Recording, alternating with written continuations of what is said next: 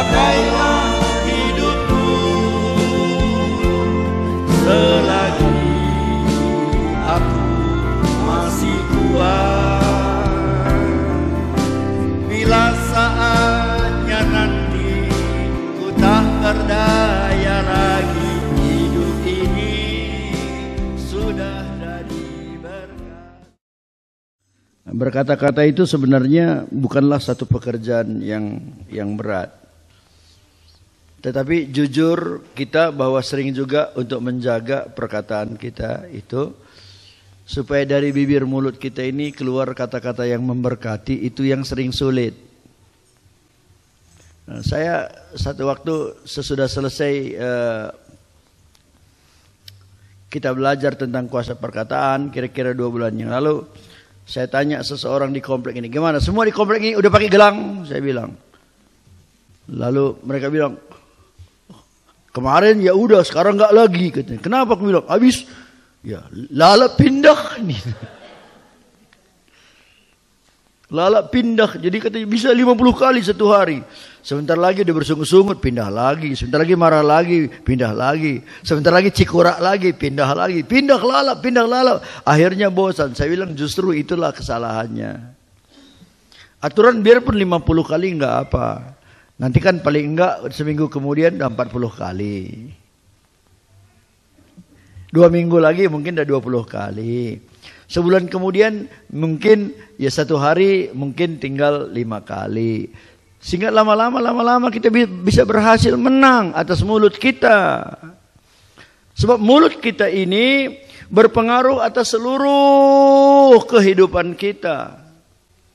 Itu yang dikatakan dalam Amsal 18 ayat 21 bukan? Amsal 18 ayat 21. Ya. Hidup dan mati dikuasai lidah. Siapa suka menggemakannya akan memakan buahnya. Jadi hidup mati itu dikuasai lidah, kata firman Tuhan. Berkat atau kutuk itu dikuasai oleh lidah. Jadi lidah ini kalau dia dikuasai, dia bisa mendatangkan berkat. Tapi kalau kita tidak menguasai lidah ini, dia bisa mendatangkan kutuk dalam hidup kita.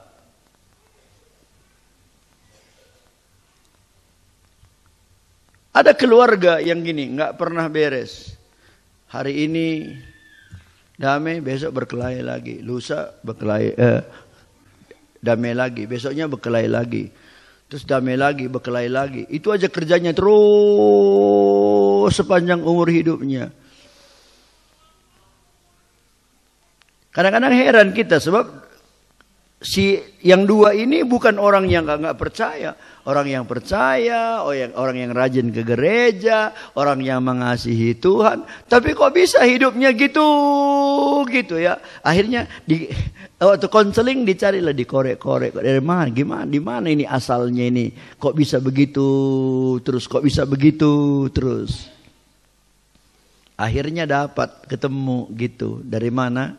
Dari perkataannya. Karena dari mulut mereka itu pernah mengucapkan satu kata yang kemudian ditangkap oleh iblis. Itu jadi senjata bagi iblis. Yaitu apa? Kata cerai. Cerai aja kita. Cerai. Kata aduh, langsung iblis tangkap. Sak. Haleluya. Ini senjataku, kata iblis. Jadi asal ada masalah teh pun kurang manis, ini senjatamu, kata iblis. Cerai. Masalah sayur kurang asin, nih senjatamu, kata cerai. Ya itu terpaksa didoakan dulu, dipatahkan dulu kutuk perkataan itu. Baru akhirnya mereka bisa dipulihkan. sering dalam hidup kita. Coba kita mulai slide. Klik. Sering dalam hidup kita mengutuk diri kita dengan perkataan kita. Kalau aku mau tanya saudara, saudara mau mengutuk dirimu sendiri? Tidak, bukan? Siapa yang mau mengutuk dirinya sendiri? Tapi pernah saudara berkata, sial kali aku. Pernah? Apa itu namanya? Itu sama dengan mengutuk diri sendiri. Sial kali aku.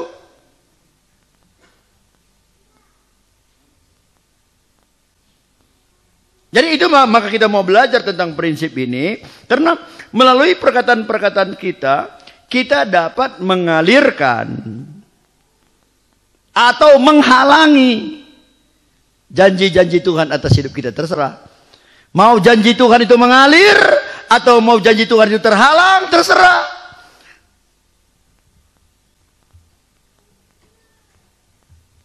Karena semua itu tergantung pada perkataan kita. Apakah kata-kata kita menyebabkan berkat Tuhan akan mengalir dalam hidup kita, anak-anak kita, pernikahan kita, keuangan kita, dan areal-areal yang lain. Atau sebaliknya, terserah. Itu sangat tergantung kepada kata-kata yang keluar dari mulut kita. Dalam pasal 13 dari Amsal ini ya, ayat yang ketiga.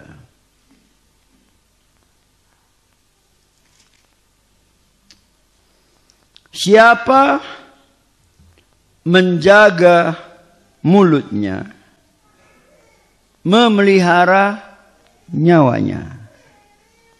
Siapa yang lebar bibir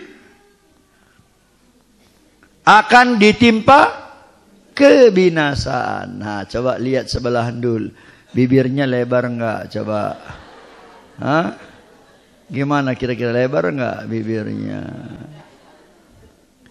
Ayat ini pasti bukan sedang berbicara apakah bibir kita ini lebar atau kecil. Bukan itu. Lebar bibir bahasa Karo apa?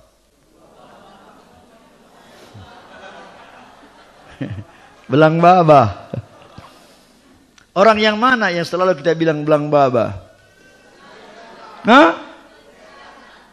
Ya itu pas ngomong nih, anak belang babakin. Bukan maksudnya mulutnya lebar. Tapi kata-katanya nggak bisa dikontrol. Siapa yang menjaga mulutnya, dia memelihara nyawanya. Siapa yang belang babah akan ditimpa oleh kebinasaan. Nah, itulah sebabnya kenapa ini adalah sesuatu yang sangat penting, ya, sangat penting. Banyak hidup kita bermasalah hanya gara-gara mulut.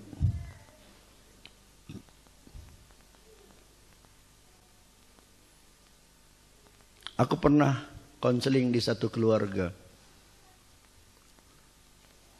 Si istrinya udah lama hidup bersama. Udah lebih 10 tahun menikah. Waktu saya tanya istrinya, perkataan apa yang keluar dari mulut suamimu yang paling menyakiti hatimu? Aku bilang. Istrinya bilang, dulu suamiku pernah bilang, kau sikit pun enggak sama dengan pacarku dulu, katanya. Macam ngeri itu. Dibandingkannya istrinya dengan pacarnya dulu. Mungkin si suami enggak merasa gitu, tapi istrinya selama bertahun-tahun memendam luka yang sangat dalam. Hanya karena suaminya enggak menjaga perkataannya. Kenapa perkataan itu sangat berkuasa atas hidup kita? Karena kata-kata yang keluar dari mulut kita itu biasanya adalah cerminan dari iman kita. Saya ulang, kata-kata yang keluar dari mulut kita itu biasanya adalah cerminan dari isi hati kita. Di dalam Matius pasal yang ke-9, Matius pasal yang ke-9, ayat 27. Ketika Yesus meneruskan perjalanannya dari sana, 2 orang buta mengikutinya sambil berseru-seru dan berkata, "Kasihanilah kami, hai anak Daud." Setelah Yesus masuk ke dalam sebuah rumah, datanglah kedua orang buta itu kepadanya, dan Yesus berkata kepadanya, "Percayakah kamu bahwa aku dapat melakukannya?" Mereka menjawab, "Ya Tuhan, kami percaya." Lalu Yesus menjamah mata mereka dan berkata, "Jadilah kepadamu menurut imanmu." Jadi ada 2 orang buta, dia datang pada Yesus.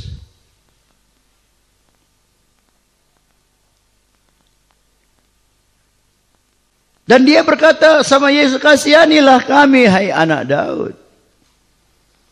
Dan Yesus bilang, "Percayakah kamu aku dapat melakukannya?" Mereka menjawab, "Ya Tuhan, kami percaya." Akhirnya Yesus menjamah dia, maka mereka disembuhkan. Aku mau tanya ini saudara, menurut saudara orang buta ini orang percaya apa tidak?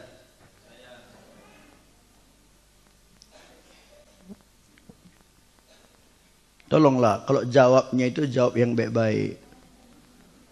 Menurut saudara yang 2 orang buta ini orang percaya apa enggak? Dari mana saudara tahu dia orang percaya? Hah?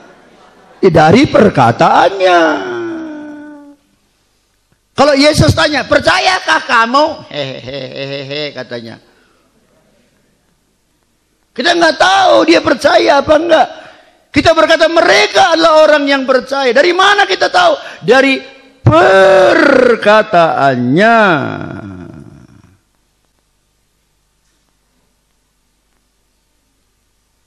Jadi perkataan itu selalu muncul dari apa yang ada di hati kita. Kalau dari mulut kita selalu keluar kata-kata berkat, pasti di hati kita itu kita punya iman untuk berkat Allah.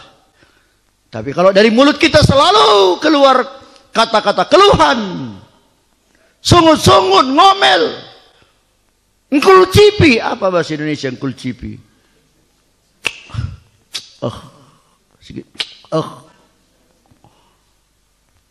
Karena seringnya engkul cipi, sampai berdoa pun, "Tuhan Yesus,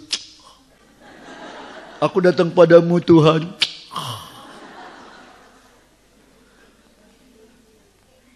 Itulah gambaran dari hatinya. Itulah yang ada di dalam hatinya. Jadi sekarang yang punya mulut adalah saudara.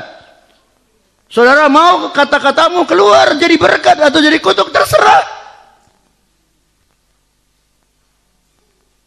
Saudara kan udah pernah dengar mengenai seorang pemuda, dia menangkap satu belalang dan bertanya kepada seorang bijaksana, Bapak yang bijaksana, menurut Bapak belalang ini hidup atau mati?"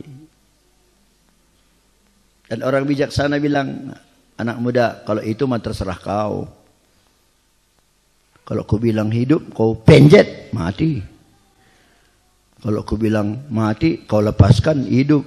Mati atau hidup, itu terserah kau," kata orang bijaksana itu. Saudara, engkau ingin hidupmu diberkati oleh Tuhan atau tidak, itu terserah kepada engkau. Kalau dari mulutmu tidak ada lagi kata-kata yang jelek, kata-kata ngomongin orang, kata-kata menjelek-jelekkan orang, kata-kata bersungut-sungut, kata-kata berkeluh kesah. Tapi yang keluar dari mulutmu selalu kata-kata positif.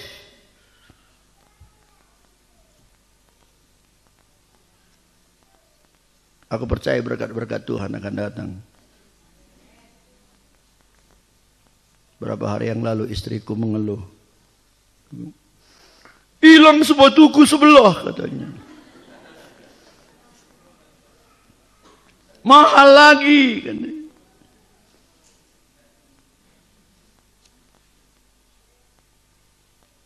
Saya bilang gini sama dia. Itulah mam. Itu maka ada pabrik sepatu.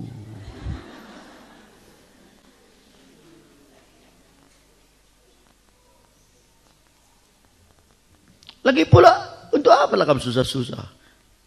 Kalau kamu perlu sepatu, lebih bagus pun dari itu, bisanya kamu pergi aja kamu ke toko ke Ramayana. Pilih aja yang mana kamu rasa. Kan udah dikasih anak dunia kamu kartu kredit, ku bilang. Dia dikasih Debbie kartu kredit. Nih mak pakailah. Nak. Sama aku nggak dikasih ya, Pak. Tapi nggak apa-apa lah, nggak boleh ngelukis ya. Nggak boleh ngeluh.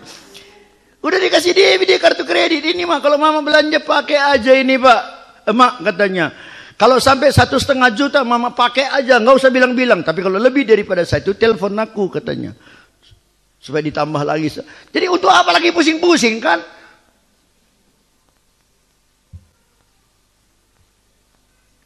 Nggak usah repot-repot. Kalau beli satu, kalau hilang satu, pergi toko sepatu, beli satu. Tapi tukang sepatu akan bilang begini, Bu, luar biasa, hari ini ada promosi. Kalau ibu beli satu, maka dikasih bonus satu. Dia dapat 2 juga, gitu. Daripada aku ikut susah dengan dia, ya kan? Toh udah hilang. Gua pengen meneng.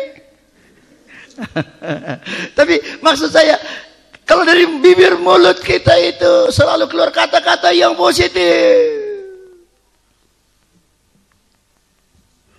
Saya percaya hidup kita akan mengalami berkat-berkat yang besar dalam hidup kita. Amin.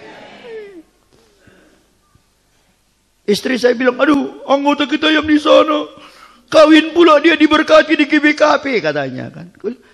Udah jangan pikirin. GBKP juga tubuh Kristus. Amin. Amin. Kita juga tubuh Kristus.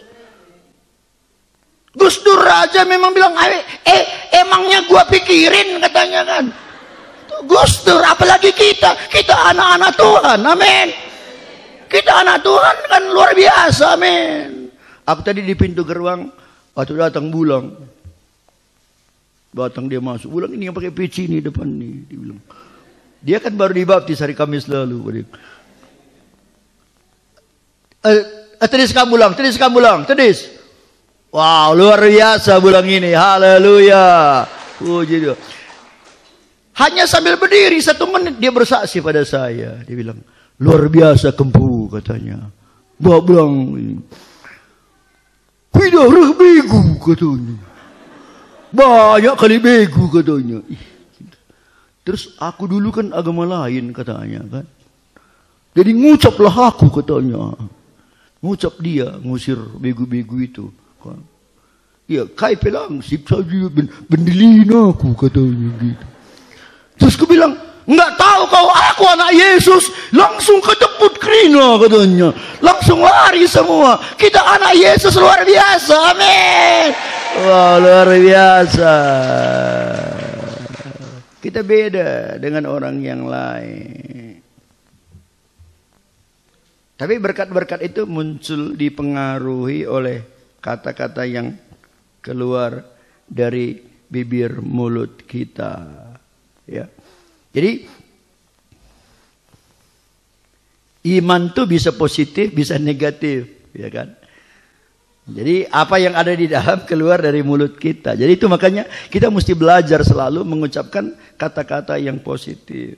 Nah, untuk belajar itu latihannya pakai gelang itu, gitu. Aku hari itu pakai gelang kan, terus sibuk kami di sini. Kalau aku buka sebentar, aku taruh di meja itu.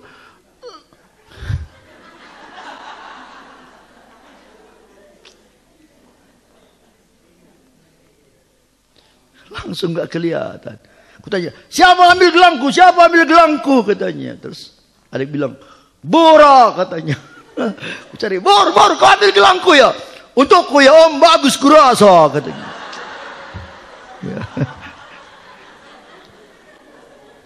Ya udah untuknya. Siapa yang megenggeng? Ruli, ya kan?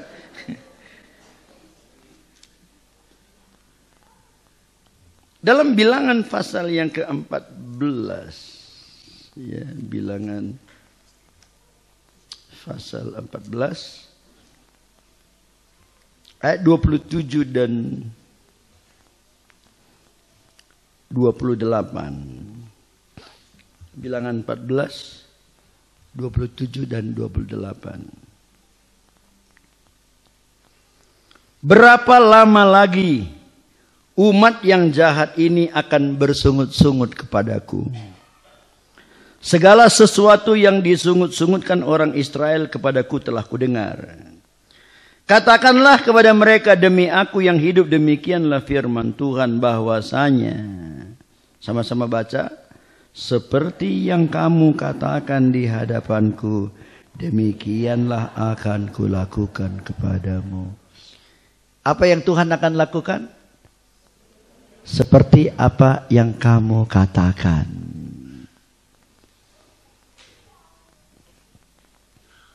Kalau kita katakan berkat, Tuhan memberikan berkat. Kalau kita katakan kutuk, maka kutuk yang menimpa kita. Musa mengirim 12 pengintai masuk ke tanah Kanaan. 10 berkata, kita akan mati. Tuhan berkata, jadilah seperti perkataanmu itu. Jadilah seperti perkataanmu itu. Yosua dan Kaleb berkata, kita bisa merebut Kanaan. Tuhan berkata, jadilah seperti perkataanmu itu. Beneng skala indah. Jadilah seperti perkataanmu itu. Lanai bauli jauh reina. Jadilah seperti perkataanmu itu. Anakku sada pelo bagi ukurku. Jadilah seperti perkataanmu itu.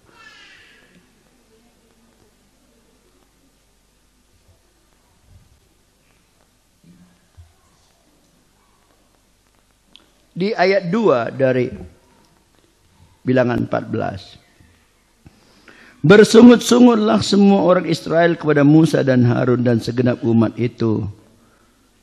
Berkata kepada mereka, siapa sering bilang dalam hidupnya, angkat tangan. Keterbukaan adalah siapa yang sering dalam hidupnya bilang katanya angkat tangan. Ya. Kalau mengaku sembuh. Sekiranya kami mati di tanah Mesir atau di padang gurun ini. Tuhan bilang, jadilah seperti perkataanmu itu. Dan semua orang dewasa yang keluar dari Mesir, semuanya mati. Lebih 600.000 orang mati di padang gurun. Hanya 2 orang yang hidup. Kenapa? Karena mereka yang berkata, sekiranya kami mati di padang gurun. Tuhan berkata, jadilah seperti perkataanmu itu. Kalau kita mundur ke pasal 13, ayat 31. Tetapi orang-orang yang pergi ke sana bersama-sama dengan dia berkata, kita tidak dapat maju menyerang bangsa itu karena mereka lebih kuat daripada kita. Siapa yang bilang musuh lebih kuat?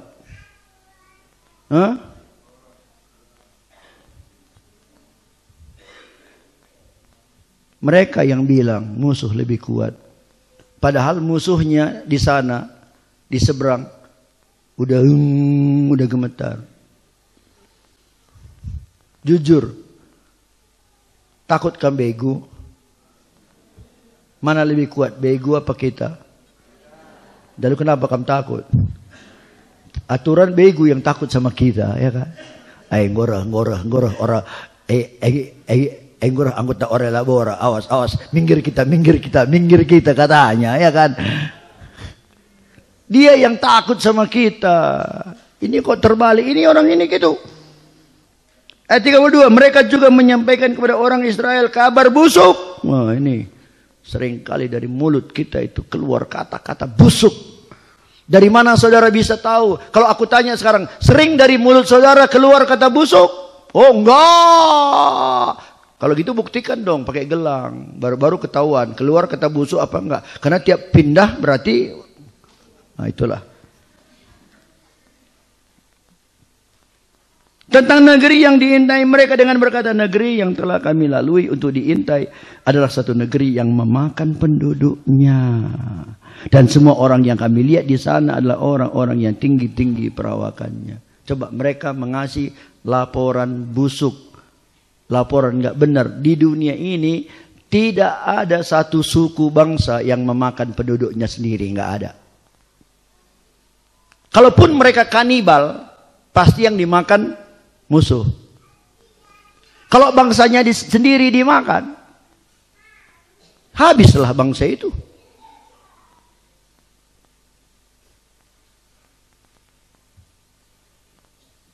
Kalau ada pun suku-suku bangsa yang kejam makan orang, itu pasti musuh yang dia makan.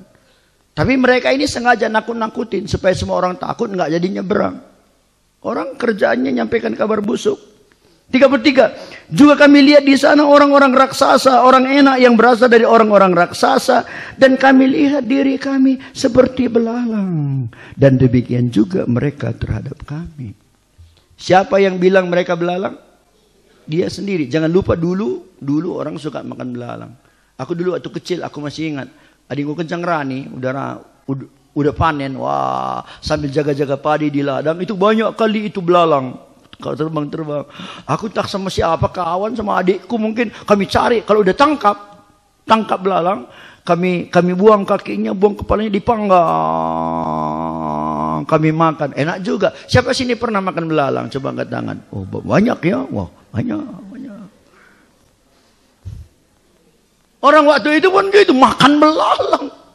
Dan mereka bilang, mereka makan belalang. Kami merasa diri kami seperti belalang. Gua pengen ngatin dimakannya kami nanti. Ini adalah kata-kata yang negatif. Akhirnya dari kata-kata mereka yang jelek itu membuat mereka tidak masuk dalam tanah Kanaan. Tapi kalau kembali ke pasal 13, baca ayat 30. Ini apa yang si Kaleb bilang. Kemudian Kaleb mencoba menenteramkan hati bangsa itu di hadapan Musa. Katanya, tidak. Kita akan maju dan menduduki negeri itu, sebab kita pasti akan mengalahkannya.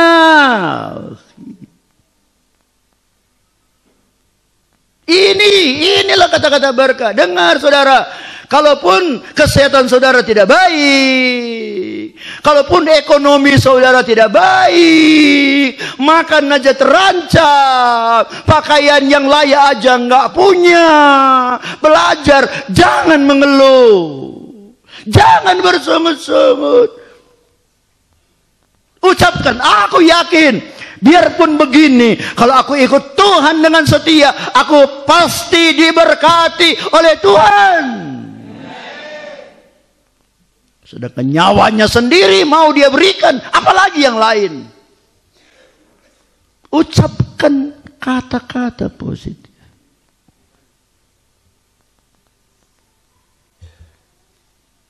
Iya masyarakat lalap. Mana itu kata orang ya kan. Firman Allah juga katakan, kalau benih nggak mati dulu, nggak busuk dulu, nggak muncul dia sesuatu yang baru. Dalam mengiring Tuhan, kadang-kadang ada padang gurun yang harus kita lalui. Yesus aja ada padang gurun, di mana 40 hari dia puasa di sana, digoda oleh iblis, dia juga lalui.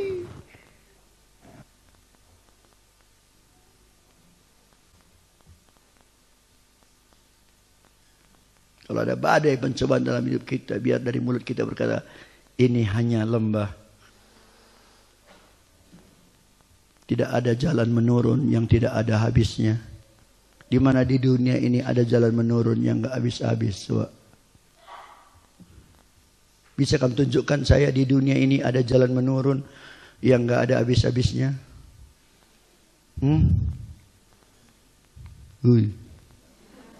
Ada? Enggak.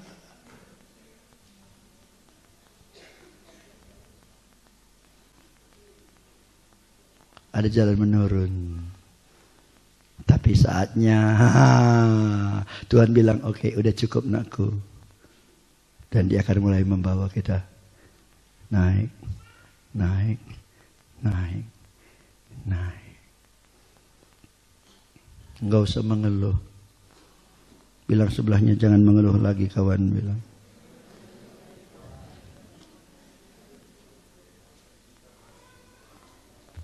Dalam ayat 14, ayat 6.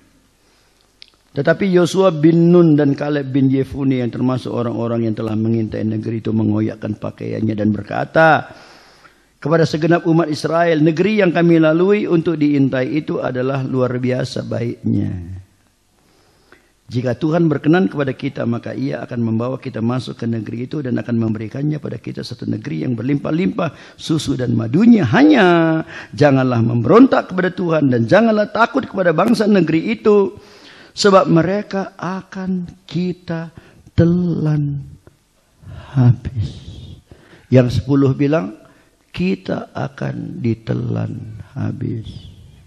Yang 2 bilang, mereka yang akan kita telan habis. Yang 10 bilang, kita ini seperti belalang. Yang 2 bilang, mereka seperti bika Ambon dan roti bolu.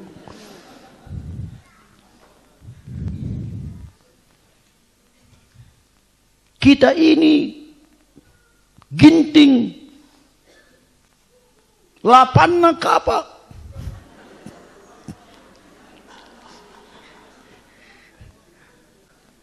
Tapi bika Ambon ras roti bolu panah.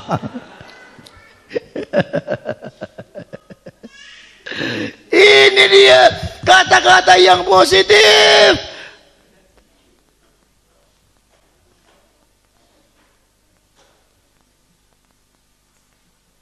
Yang melindungi mereka sudah meninggalkan mereka, sedang Tuhan menyertai kita. Janganlah takut kepada mereka. Dengar saudaraku. 12 pengintai menerima janji yang sama.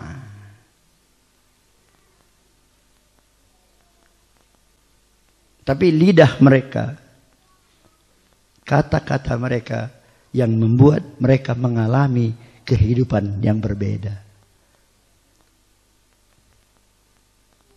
Perintahnya sama, firmannya sama, janjinya sama. Tuhan mau memberkati kita, amin. Tuhan sudah sediakan segala-galanya bagi kita, amin. Tuhan ingin kita berlimpah-limpah, amin.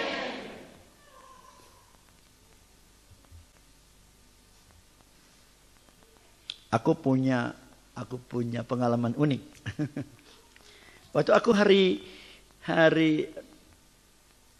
Rabu pulang dari Jambi, nggak dapat tiket. Tapi mendadak dapat tiket gitu. Ada orang bos perkebunan nolong ya. Jadi akhirnya biarpun rupanya bos-bos itu punya jatah, akhirnya dapat. Aturan jam 4 dari Jambi, akhirnya jam 6 kami berangkat. Sampai Jakarta jam 7. Sampai Jakarta nggak sempat check in lagi. Udah pesawat yang ke Medan udah nunggu karena terlambat yang dari Jambi. Dia lari-lari. Taulah aku kan lari itu udah nggak kuat. Kalau makan sih masih oke sih. Lari. Akhirnya masuk di pesawat. Jam 7.20 akhirnya terbang. Dingin kali. Sangat dingin. Aku karena mau sampai di Brastagi, semua tasku kutinggalin di mobil. Nggak bawa apa-apa. Aduh, aku dingin.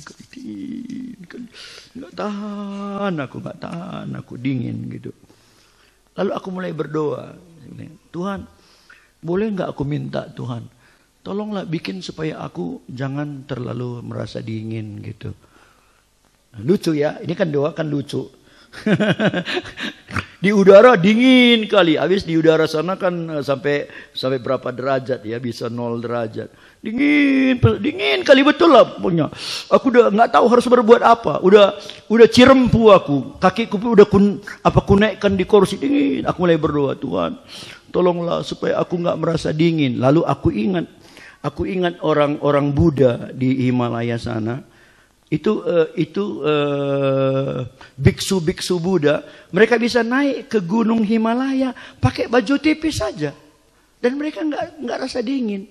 Kenapa? Karena mereka punya kayak ilmu konsentrasi gitu untuk nggak dipengaruhi oleh yang di luar. Lalu aku pikir mereka saja yang Tuhannya bukan Tuhan yang hidup.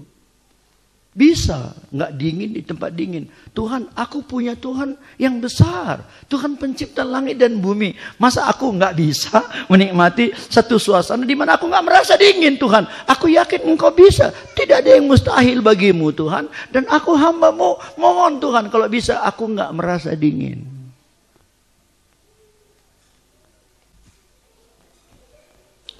Lalu yang luar biasanya Tuhan membawa saya kepada satu keadaan. Lalu aku mulai berdoa. Dan waktu aku mulai berdoa, aku ingat saudara-saudara semua. Dan aku mulai menangis di pesawat. Aku menangis. Aku nggak tahu orang-orang lain mungkin di kiri kanan lihat aku heran mereka. Aku nangis sampai air mataku Tuhan. Aku mulai berdoa, Tuhan. Aku ingat semua jemaat-jemaat yang Tuhan percayakan di Ora Ela Bora, Tuhan. Kau lihat umat-Mu itu banyak kali yang susah, Tuhan. Banyak kali orang yang terancam, Tuhan. Ekonominya sehari-hari aja mereka begitu berat, Tuhan, menghadapi hidup ini. Aku berdoa, Tuhan, berkatilah umat-Mu di Ora Ela Bora. Buatlah mereka berlimpah-limpah, Tuhan. Berkatilah rumah tangganya, berkatilah pekerjanya. Apapun yang dia tanam, Tuhan, bikin berhasil, Tuhan. Dan harganya juga berharga, Tuhan. Kalau mereka buka satu usaha, berkati supaya laku, Tuhan. Aku sepanjang 1 jam lebih dengan menangis di pesawat mendoakan saudara. Supaya saudara semua diberkati oleh Tuhan. Supaya saudara tidak ada satupun lagi yang menderita secara ekonomi. Dan saudara tahu 1,5 jam saya di atas pesawat, saya nggak rasa dingin. Saya lupa kedinginan saya. Saya mengangkat saudara semua kepada Tuhan. Karena itulah kerinduan hatiku. Saya rindu semua saudara sangat diberkati oleh Tuhan.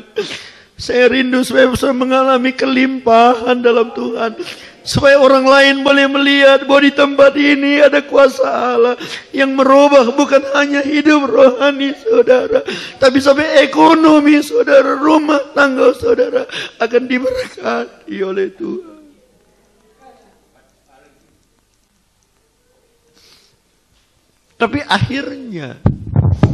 Tetapi akhirnya saudara,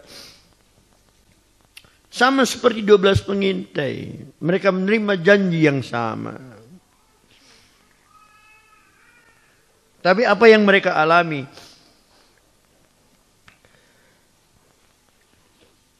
Tergantung kata-kata mereka.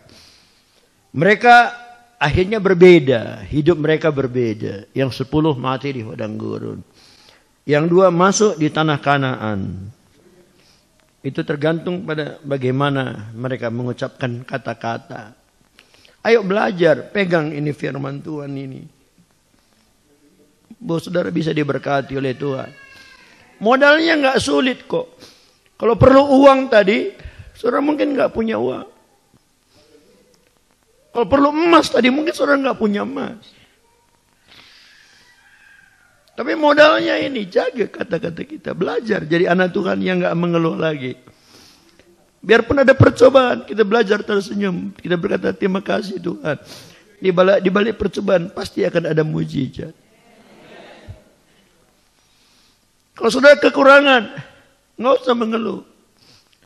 Jangan bilang, Kenapalah kami selalu kekurangan? Nggak usah bilang begitu. Mulai bersyukur dan berkata, justru sebentar lagi aku akan melihat Tuhan akan membuat hidupku berlimpah-limpah. Dan kalau engkau terus mengucapkan kata-kata positif, imanmu akan bertumbuh. Dan firman Allah berkata, jadilah seperti iman percayamu. Dan engkau akan diberkati oleh Tuhan. Jadi bagaimana caranya kita bisa mengatasi kebiasaan-kebiasaan negatif kita?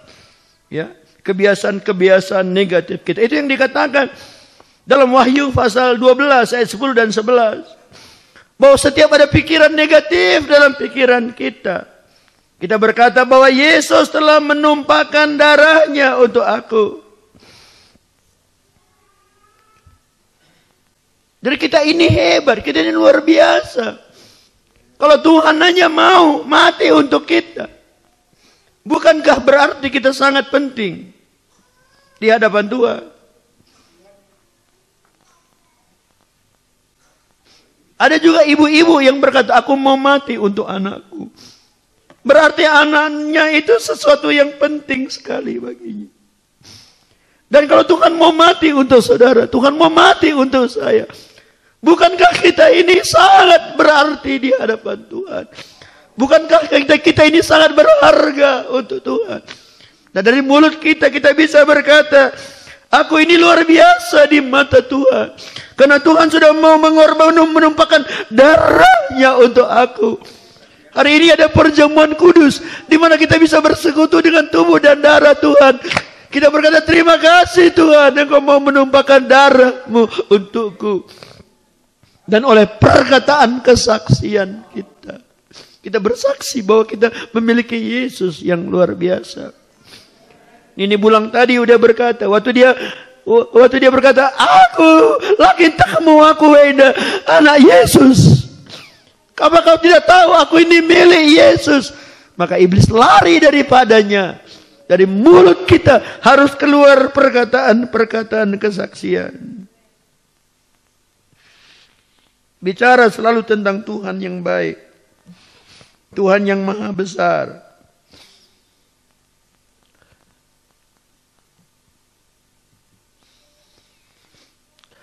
Kalau saya berdoa, saya berkata, Tuhan kau baik. Tuhan kau luar biasa. Tuhan kau mengasihi aku. Siapakah aku ini Tuhan? Aku udah tua Tuhan. Aku udah capek. Aku lemah. Tapi Tuhan kau masih mau pakai aku.